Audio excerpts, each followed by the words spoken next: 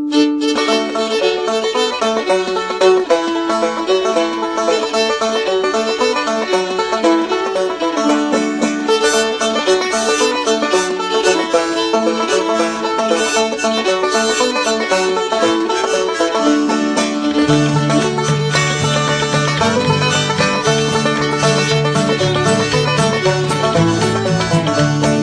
Cape Town leaders sing this song, doo-dah, doo-dah. The Cape Town race track 5 mile long, oh-dee-doo-dah day.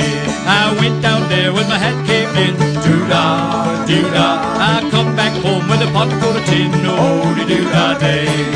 Wanna run all night, wanna run all day. I'll bet my money on the bobtail nag, somebody bet on the bay.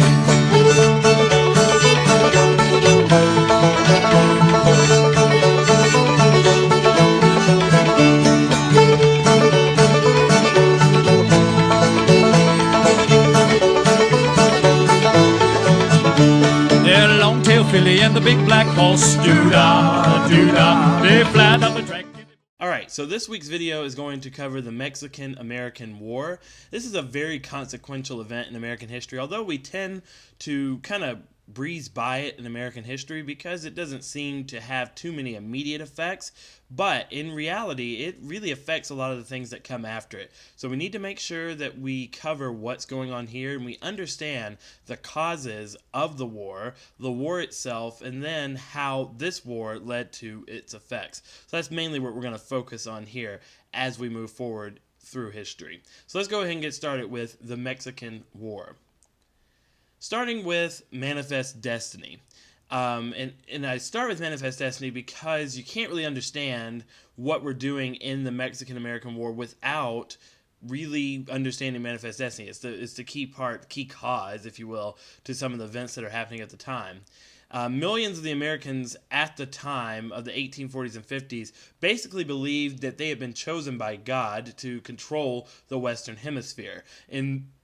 To put it in simpler terms, they believed that their mission was to spread democratic institutions from sea to shining sea. This greed for land and idealism basically joined into a mix for expansion. And this phrase, Manifest Destiny, was coined by John L. Sullivan, a journalist, in 1844. And was used to kind of justify, if not explain, this feeling, this concept at the time. The movement, however, really began in the 1830s with Jackson and Van Buren after the removal of the Native Americans from the southeast to the Midwest and Oklahoma. Now, then I guess the issue really starts to kick up when the Republic of Texas is going to basically join the Union. The Republic of Texas lasted for 9 years. Mexico refused to recognize Texas's independence since 1836 when it was won. They threatened war if the United States attempted to annex it. And so basically the people of Texas feared Mexico because they were much larger, they had superior military forces. So Texas signs treaties with England, France, and the Netherlands to protect them from 1839 to 1840. Again, an independent nation in their opinion. So they're operating as such by signing these treaties with other countries. Britain is going to be interested in Texas as a buffer zone against further U.S. expansion. The area they thought could be used to challenge the Monroe Doctrine established during the Arrogant Feelings with President Monroe in the 18-teens.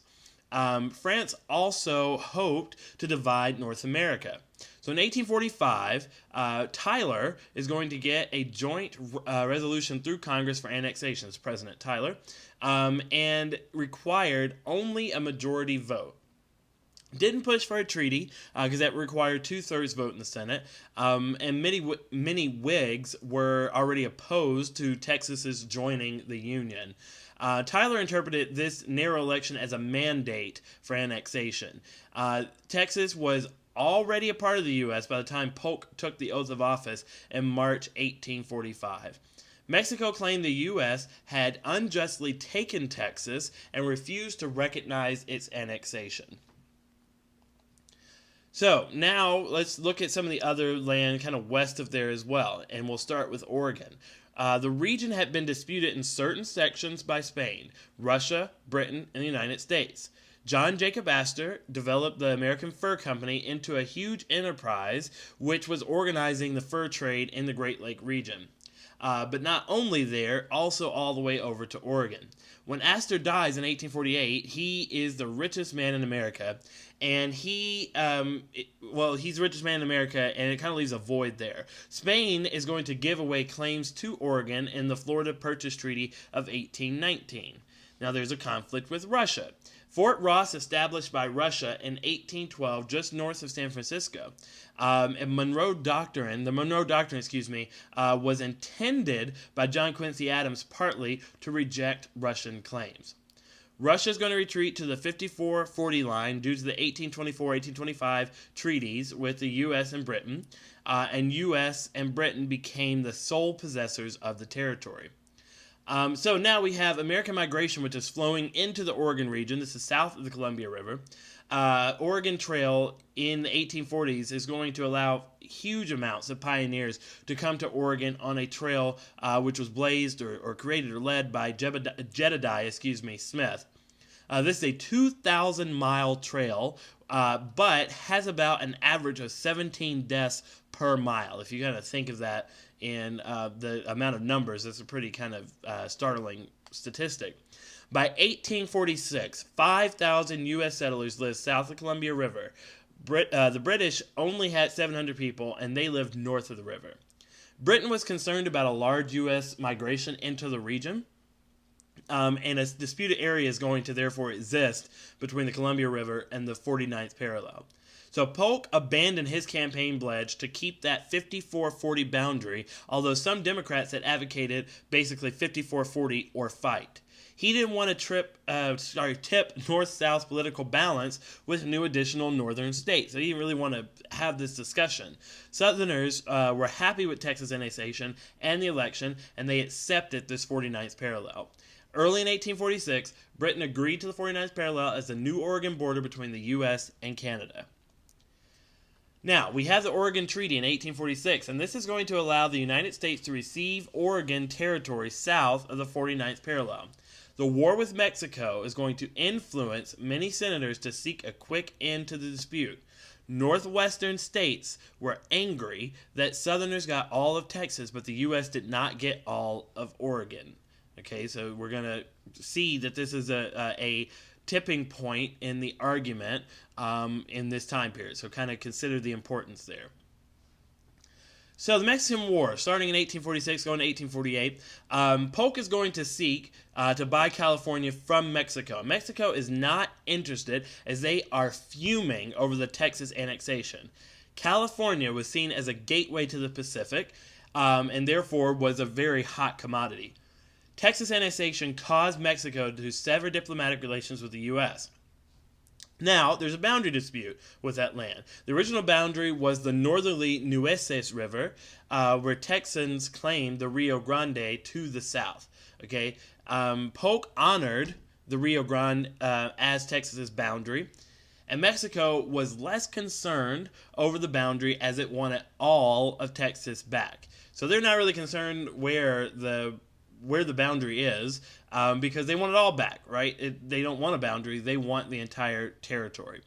Polk is going to send in an envoy to Mexico in the late 1845 to buy California for $25 million, and Mexico is going to refuse. Now, Polk is going to feel slighted by this and is going to basically try to look for a reason to go to war. So Polk is pretty upset. Polk is a Tennessee man. He is a former military man, and he is looking for a fight here. So that's important and significant. There is a declaration of war, kind of. In 1846, Polk ordered General Zachary Taylor, be important later, to march from the Nueces River to the Rio Grande, and ordered the Navy in the Gulf of Mexico and the California coast to be ready. Polk was prepared to force a showdown, but none occurred. This is important. April of that year, Mexican troops crossed the Rio Grande and attacked one of Taylor's surprise patrols, resulting in 16 casualties. Polk is going to send his war message to Congress in response, and on May 13th, Congress overwhelmingly voted for a declaration of war. Only 14 Whigs voted no. Now, that declaration of war isn't technically a declaration of war. It's not really significant to the history. Doesn't change the outcome. But it's actually a resolution in which they state that we are in a state of war. So it doesn't really count as one of the declared periods of war. Some people count it, but it doesn't really.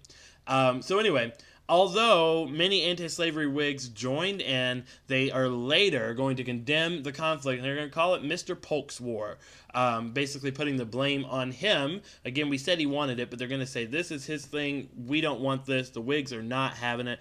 And you'll see who the Whigs become later. But the Whigs are the anti-slavery party. They are a lot northern. They are against a lot of some of the things that are going on here. So the Whigs are really out here. Now, you have what you consider conscious Whigs. A majority of Whigs oppose the war in general, but some question if the war had begun on U.S. territory and if Polk had started the war under false pretenses.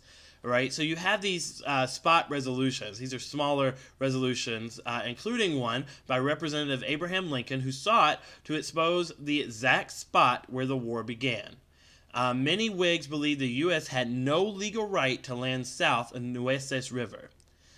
Now, you have your transcendentalists like Ralph Waldo Emerson, who feared slavery issue in new conquered territories would lead to a severe sectional crisis, saying Mexico will poison us. Henry David Thoreau went to jail rather than pay taxes to support the war, and a few years later he wrote his very famous Civil Disobedience in 1849. Southern expansionists were eager to take more Mexican territory, and Mexico hoped that the involvement from the U.S., the involvement with the U.S. with Britain, dealing with Oregon, would basically erupt into a war, which would be destructive to the United States. So they wanted to humiliate the United States because of Texas. So there's a lot of bad blood here, and it's kind of bad blood on both sides of America in dealing with this expansion. The U.S. is going to conquer California and occupy parts of Mexico, including Mexico City. This is a war that's going to last over a year and a half. So victorious, kind of got what we want here, but then it comes down to exactly what do we get and how are we going to get it. And that's what we start to see in some of the spoils of war here. So let's look at it. Treaty of Guadalupe Hidalgo. It's February 2nd, 1848. The U.S. gained California and the Mexican cession, which is mostly modern-day New Mexico, Arizona, Utah, Nevada. Mexico is going to lose a half of its territory in this war. The U.S. is going to agree to pay $15 million and assume the claims of U.S. citizens against Mexico in the amount of $3.25 million for damages dating back to the Texas War for Independence. This is going to be approved by the U.S. Senate 38-14, even though there was better debate. Mexican Whigs disapproved of war and even threatened to cut off supplies to U.S. forces in Mexico. So these are people that are seen as, some people would call them at that time like traitors because they were siding with Mexico. So Mexican Whigs was sort of a name they gave them to kind of go that route and say basically they were going against America's best interests. Expansionists in the South clamored for all of Mexico. Remember, expansionists in the South want to expand slavery as far as they can. And so this is part of that as well. Calhoun is going to push for the treaty immediately before significant opposition mounted. Most significantly from this war, the slavery issue is reignited. All of the work that they had gone through in the 1820s and the 1830s to keep the Union together is going to come up again, and this slavery issue is going to now exist because the question is, should slavery exist in the new territories? So the Mexican War thus contributed to the Civil War. And that is where the true importance lies here. Because this slavery issue was reignited, now there is a chance that there will be a very large conflict. Many hoped it would be avoidable, or at least that they would have to kind of compromise again, which they do, and that would fix it. But they're not really sure. It's just bringing it up again. Abolitionists see the Mexican War as a conspiracy of Southern slave owners to get more land so that they can bring this issue up. The Wilmot Proviso in 1848 proposed a law that does not pass Congress, but is still very important to think about as far as what was the climate of compromise in Congress at that time. The law proposed that slavery should never exist in any of the territory gained from Mexico. It twice passed the House, but it does not pass the Senate. It is endorsed by all but one free state. Okay, so we see that sectional divide in this vote, and that's why the Wilmot Proviso is very important, because we see that the House is voting for it, the Senate is not, and we see that the free states are voting for it, with the exception of one, and that Southerners are against it. Southerners are going to resent Northern attempts to prevent the expansion of slavery. U.S. territory from this war is going to increase by 33%, and that's including Texas. It's bigger than the Louisiana Territory purchased by Jefferson in 1803, and if you notice, we paid the same amount for it about 50 years later. 13,000 Americans died in the war, mostly due to disease, and sentiment for expansionism increased in the U.S. Latin America is going to start to negatively view the United States as a colossus of the North, and so there's going to start to be a little tension between the Latin American countries and the United States to the north. And the U.S. forces became experienced in war, which would affect the scope of the Civil War. Remember who's fighting this war, and that's going to be very important and very significant. Alright, so that ends this video for this week. It's a pretty quick one. Just got to get through the conversation about the Mexican-American War. Try to make sure that you're connecting the dots on what is happening as far as the sectional crisis is going. It's getting worse and worse, and that's what we really need to focus on. But right now, let's get to this week's fun fact. The size of the United States doubled with the Louisiana Purchase in 1803 and doubled again 1819 to 1848. With the acquisition of Florida, Texas, Oregon Territory, and the northern half of Mexico. So elderly Americans who were living in 1850 had seen the physical extent of their country quadrupled within their lifetimes. If that rate of expansion had continued until the present, the United States would today cover every square inch of land on the planet, and then some.